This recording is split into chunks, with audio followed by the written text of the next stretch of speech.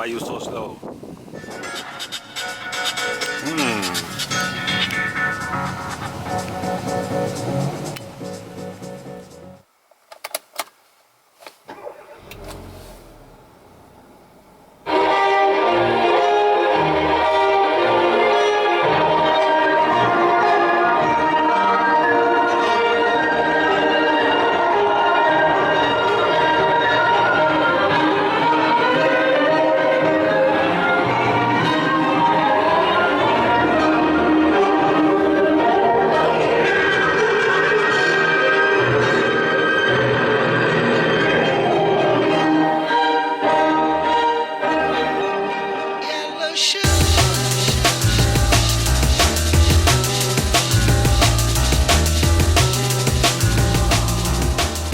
So go on, ask me why I like this 1.6 automatic Kia Rio Sport. Only comes in 6-speed auto, only has a normally aspirated 1.6, doesn't have a rear view camera, so no touch screen, no GPS, still got all the other stuff, ESP and airbags. I don't know if it's got, sure it's got 6. I don't know if it has curtains or not. They look like it. Oh no, it's got lots of airbags. Look, it's got ESP, it's got traction control. I'm not sure why. Now, I picked this car up back to back with Kia Cerato SLI. Now the Kia Cerato has heaps of stuff. It's got GPS, it's got the touch screen, it's got a pretty nice direct injected 2-litre petrol engine. It's got a good looking exhaust, but it sounds pretty ordinary. But I really found, even though the Cerato SLI had heaps more stuff, I got absolutely no connection with it, absolutely zero. It was such a dull as dishwater car to drive, had absolutely no character. Looked okay, had lots of stuff, is a pretty good price. Really the main redeeming feature from my perspective was the fact that it had the 7-year unlimited kilometre warranty, which is the same as what this has got. Amazing warranty, ridiculously long.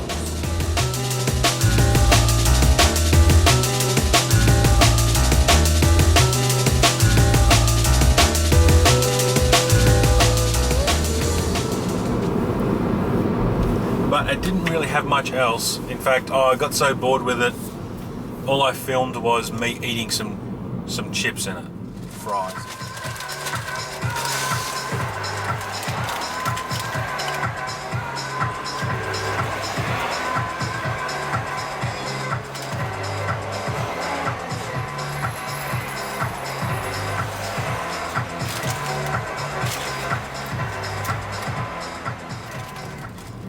Now the Kia Rio Sport has less power, less room.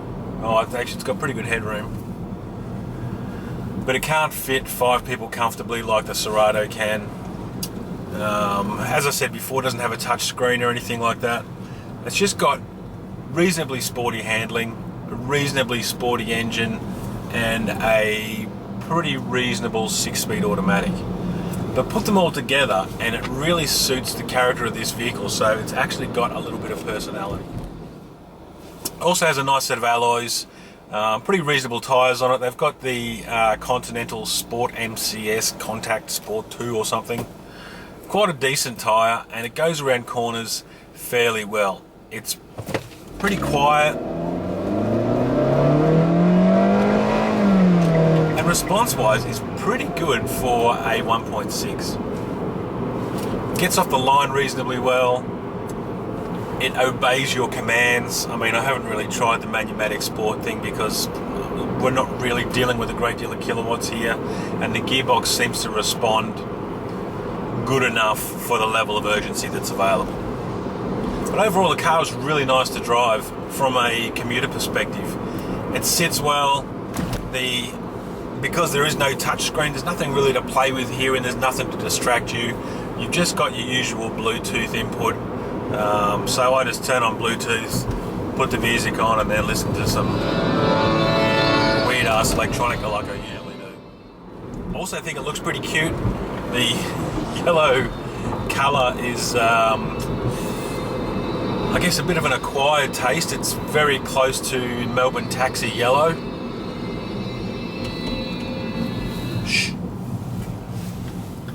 But again, suits the character of the vehicle. It's kind of small and cutesy and a little bit sporty and a little bit fun. I have noticed a lot of tradesmen expecting me to be a 19-year-old girl because they all drive up like this and they go, oh, some dude with a beard. So I guess if you're not a 19-year-old girl, expect to be disappointing your potential voyeurs. But overall, a really good package. Fuel economy is not the greatest. I've got between sort of 6 to 7 litres per 100 k's on the highway. Overall, I've used about 8 to 9 litres per 100 k's. But I have been driving it like I've been driving the Monza track, which means full throttle 90% of the time. And it seems to put up with it really well. Honestly, I can't find much to fault this product. If you want to do a comparison of like for like in the segment and all that sort of thing and get down into the weeds of spreadsheets and who has what and what doesn't, I guess you can do that if you really shop by tick and flick spreadsheets.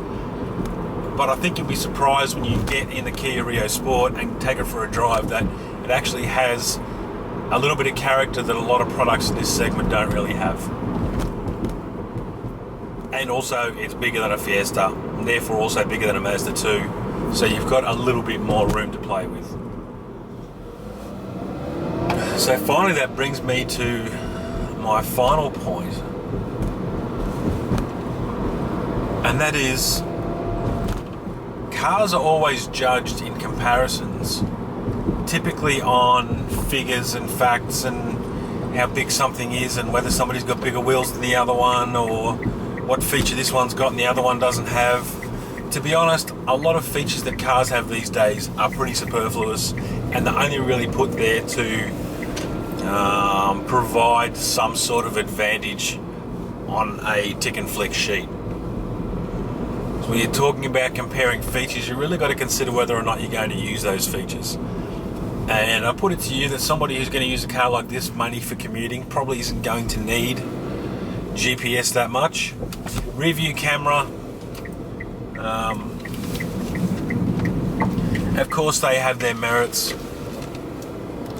So you can probably cross shop this with something like a Baruna RS, which if you've seen any of my videos, you'll know that's one of my personal favourites because it's got a lot of handling to back up the tech.